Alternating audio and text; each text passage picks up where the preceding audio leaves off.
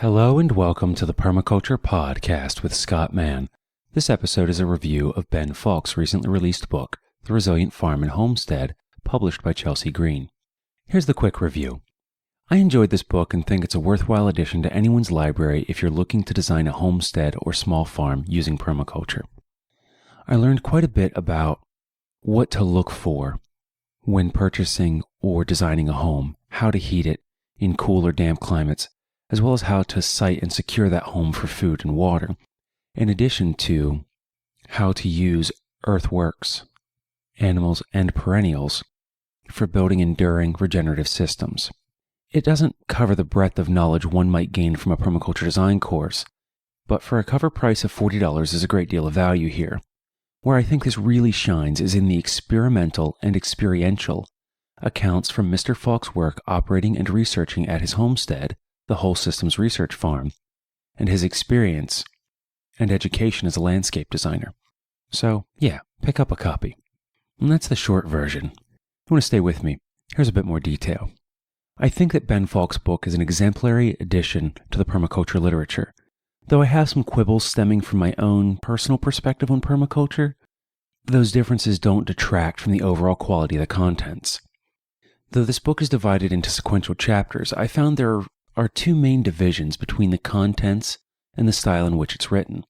The first, covering approximately the first third of the book, provides the core concepts and principles in a technical, somewhat dry fashion.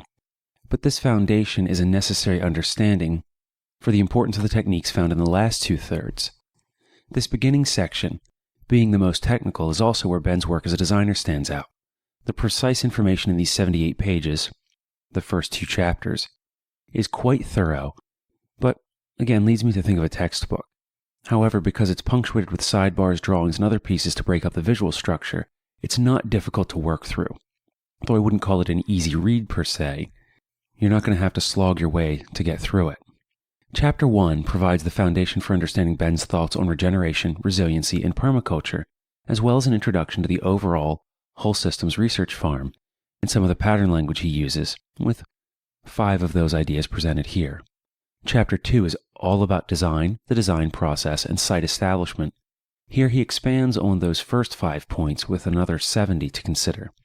The more I work with permaculture, I find that pattern languages are an excellent supplement to the ethics and principles, with a great deal of potential for someone to expand upon and integrate these languages into the other material. In the second section I identified, Ben's tone and presentation really open up and become very accessible. Here his voice is more like the person I interviewed, and less of a teacher lecturing to a class. You can read about his successes, failures, and where additional research is needed on his part.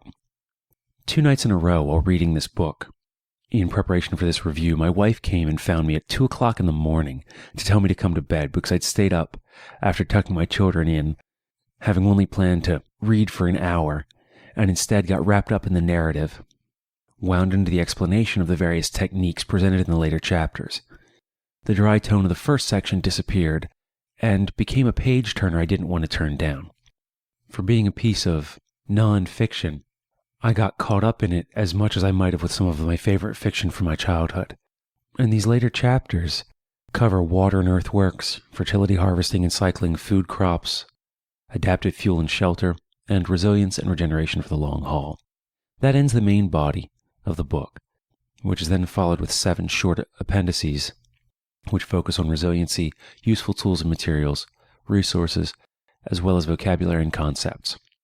Throughout, Ben's expertise as a designer is really evident, especially in the planning process for design.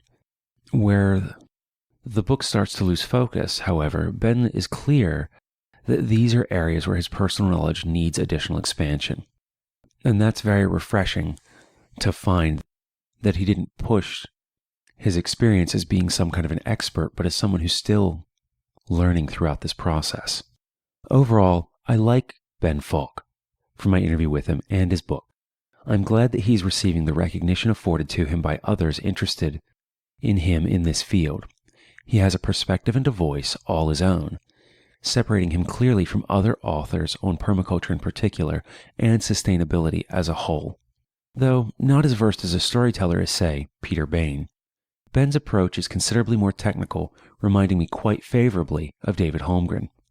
I think that latter comparison speaks for itself, both in regards to Ben's understanding of the material and what he is contributing to the permaculture community. Would I recommend buying this book? Well, as you've already heard, yes, I would. And that's because I'm going to have to be buying another copy.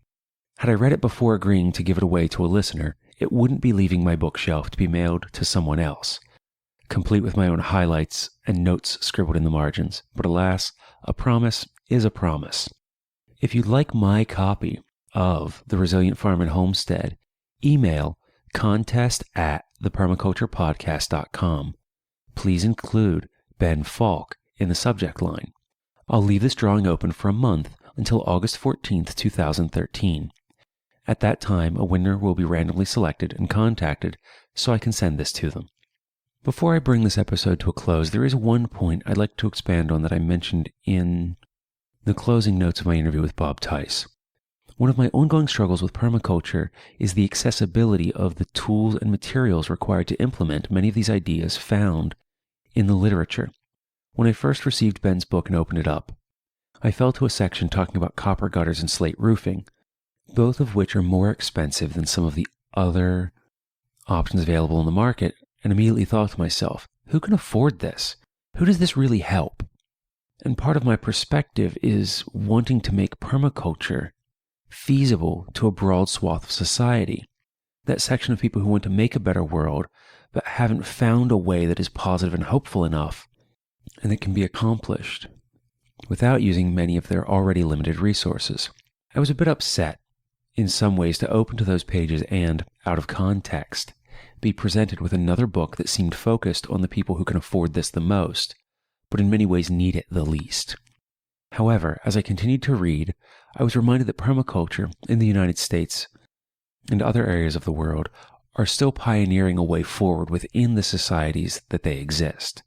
Those who have the time, money, and energy to invest in their home and landscapes, who choose to implement permaculture and buy products that don't wear out quickly, even if they do cost more. We're investing in the future when those of us who can make those choices. In turn, we are able to provide working systems of what we wish to accomplish, while also learning how to reduce the cost for others moving forward. As each of us improve our own lot, we become the leaders who can help others improve theirs. I think that's a pretty powerful place to work from once you settle into it. And I'm glad to have found that moment of personal outrage, and with it the paradigm shift that came from reading The Resilient Farm and Homestead. Thank you to Ben, and conversations like the one that I've had with Bob and others, for helping to show how we can all fit into this puzzle of building a better world. And I hope you'll pick up a copy of Ben's book and read it as well. It is worth the few hours you'll set aside to do so. Until the next time, take care of the earth, yourself, and each other.